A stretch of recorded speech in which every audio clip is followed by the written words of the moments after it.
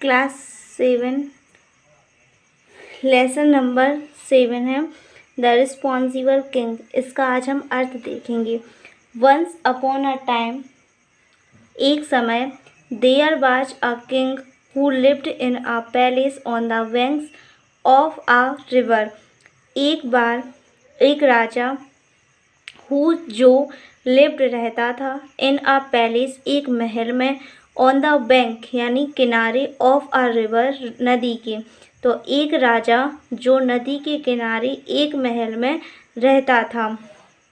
He was unhappy, वह खुश नहीं था। बिकॉज क्योंकि the people of his kingdom were irresponsible, क्योंकि उसके किंगडम मीन्स होता है कि राज्य के, उसके राज्य के जो लोग थे, पीपल जो लोग थे, वह बहुत ही ज़्यादा इरेस्पॉन्सिबल का मतलब होता है गैर जिम्मेदार। वे सब गैर जिम्मेदार थे, इसीलिए वह राजा खुश नहीं था।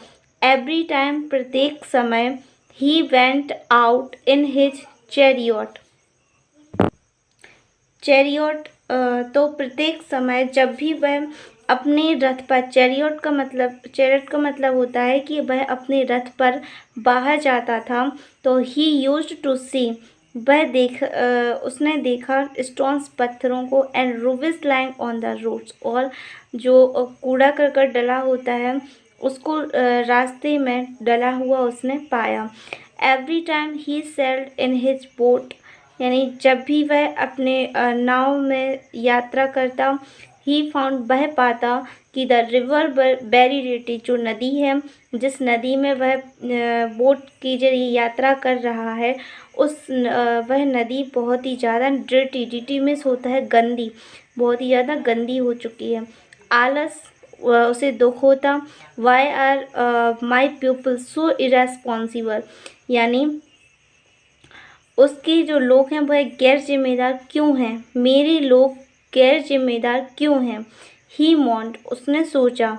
Y do they not keep the roads clean, यानी वे सभी लोग रोड्स में होता है सड़कों को क्लीन, साफ क्यों नहीं रखते हैं, वे सड़कों को क्लीन क्यों नहीं रखते हैं। ही थॉट, उसने सोचा। For a while and said, यानी कि उसने सोचा और कहा, I must teach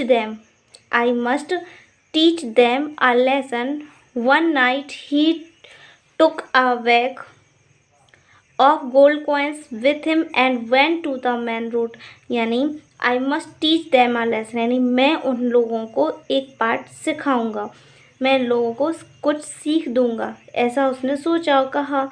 one night, एक रात, ही took a bag of gold, एक सोने से भरा हुआ, सोने के सिक्कों का बैग, विथ हिम, उसके साथ में था, and went to the main road, और वह एक रास्ते पर, मेन जो रास्ता होता है उस रास्ते पर गया। हिज वजीर, उसका वजीर, वाज आल्सो विथ हिम, उसका जो बची जो साथ में रहता है वो भी उसके साथ गया, उसके साथ में था, यानी कि जो राजा है, राजा एक बैग ले गया जिसमें गोल्ड कॉइन्स यानी कि सोने के सिक्के थे। वह उन सोने के सिक्कों से भरे हुए बैग को ले गया और कहाँ ले गया, मेन रोड, यानी कि जो मुख्य सड़क होती है वहाँ पर वह उसे ले गया, और उसका जो वजीर है वो भी साथ में था। He saw a pit in the middle of the road, उसने एक गड्ढे को देखा। मिडल यानी होता है बीच में, ऑफ द रोड यानी सड़क के, उसने सड़क के बीच में एक गड्ढे को देखा।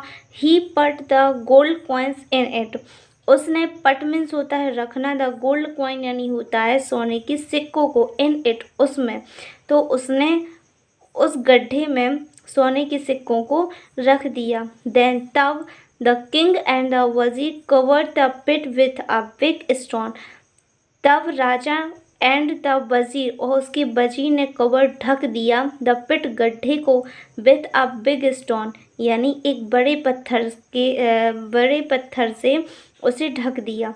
उस गड्ढे में पहले तो उस राजा ने उन सोने के सिक्कों को डाला, उस गड्ढे में, गड्ढे के बीच में रखा, और फिर उसको उन लोगों ने उस गड्ढे को एक बड़े से पत्थर से लाकर ढक दिया था। Next day, Next day, a man came along the road in his cart, which was full of coal. He saw the big stone in the middle of the road, but he was not worried about it. He drove his cart round the stone. Next day यानी अगले दिन a man एक आदमी came आया along the road उस रास्ते से in the cart जो अपनी जो भेड़ बकरियां हैं उनको भेड़ बकरियों को नहीं तो कार्ट मीन्स होता है कि जो लकड़ी की गाड़ी होती है उस रोड से आया which was full of coal जो कि कोयले से भरी हुई थी। ही सा द बिग स्टोन उसने एक बड़े पत्थर को देखा इन the middle of the road रास्ते के बीच में उसने एक बड़े पत्थर को देखा बट लेकिन he was not worried about it लेकिन उसने उसे हटाया नहीं। ही ड्रॉप हिज कार्ट उसने अपनी लकड़ी की गाड़ी को राउंड द स्टोन यानी कि उस पत्थर की दूसरी तरफ से ले गया। ड्रॉप उसने दूसरी तरफ से जो पत्थर था उस पत्थर की दूसरी साइड से वो ले गया अपनी लकड़ी की गाड़ी को। देन अनदर मैन तभी दूसरा आदमी कैम आया along the road with a flock of sheep and goats यानी दूसरा आदमी भी वहाँ आया। वह आदमी फ्लॉक यानी झुंड ऑफ सीप एंड गॉट्स यानी कि भेड़ और बकरियों के झुंड के साथ वहाँ पर उस रास्ते में आया। दूसरा आदमी आया। अब देखो क्या होता है कि the man did not pay attention to it and drove his flock round the other side of the stone यानी आदमी उस व्यक्ति ने उस पर कोई ध्यान नहीं दिया यानी जो गड्ढा में इतना बड़ा पत्थर रखा था उसने उस पर कोई ध्यान नहीं दिया। And drove his flock round the other side of the stone और उसने भी यही किया। उसने अपनी भेड़ बकरियों को दूसरी साइड से निकाल दिया दूसरी साइड से वो ले गया। Many other people also passed along the sorry दिख नहीं रहा है तो many people also passed along the same road और तो बहुत सारे लोग उसी रास्ते से उस सड़क से निकले बट लेकिन all of them were so irresponsible लेकिन वे सभी क्या थे गैर जिम्मेदार थे दैट कि they did not bother to remove the stone उन लोगों ने उस पत्थर को हटाने की बिल्कुल भी कोशिश नहीं की। फाइनली अंत में the king cold all the people of his kingdom and said अंत में राजा ने अपने राज्य के सभी लोगों से कहा को बुलाया। कॉल्ड मीन्स होता है बुलाना।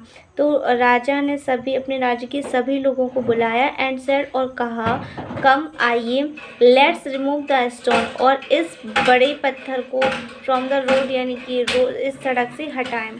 People were stunned to see the gold coins in the pit when they rolled the stone away. यानी जो लोग थे वो स्टन खड़े रह गए। स्टन का मतलब होता है चकित हुए। स्टन का मतलब होता है कि चकित रह गए सी देख कर द गोल्ड कॉइन यानी कि सोने के सिक्कों को इन द पिट गड्ढे में when जब दे रोल द स्टोन अवे जब उन लोगों ने उस पत्थर को हटाया। तो जब उन्होंने हटाया तो देखा कि सोने के सिक्कों को देखा तो वो आश्चर्यचकित रह गए थे।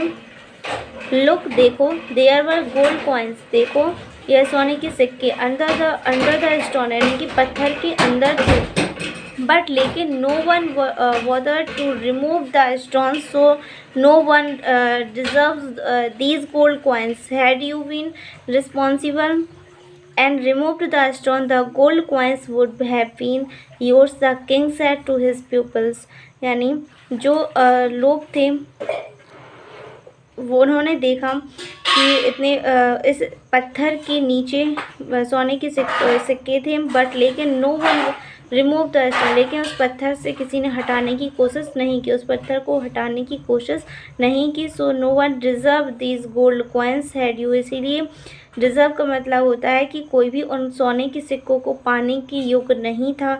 हैड यू बीन रिस्पॉन्सिबल यानी कि क्या तुम सभी जिम्मेदार हो गए हो एंड रिमूव द स्टोन और इस पत्थर को नहीं हटाया था। Gold coins would have been yours यानी कि यदि इस पत्थर को वो लोग हटाते तो यस उनके होते। The king said to his people, और राजा ने यह कहा, राजा ने क्या कहा कि तुम लोगों ने आप लोग सभी गैर जिम्मेदार हो और आपने इस पत्थर को नहीं हटाया है। यदि हटाते तो जो सोने के सिक्के हैं उसके आप योग्य होते। द किंग ऑर्डर्ड हिज वजीर, राजा ने अपने वजीर को, अपने जो वजीर है उसको आदेश दिया, take the gold coins to my palace, यानी कि इन सोने के सिक्कों को मेरे महल में ले जाओ। After hearing this the people felt, बाद में लोगों ने महसूस किया, असेम्ड का मतलब शर्मिंदगी, एंड सॉरी टू, और माफ़ी मांगी, and promise to be responsible citizen, और माफ़ी भी मांगी और प्रॉमिस वादा किया। रिस्पॉन्सिबल यानी होता है जिम्मेदारी का, सिटीजन यानी होता है नागरिक।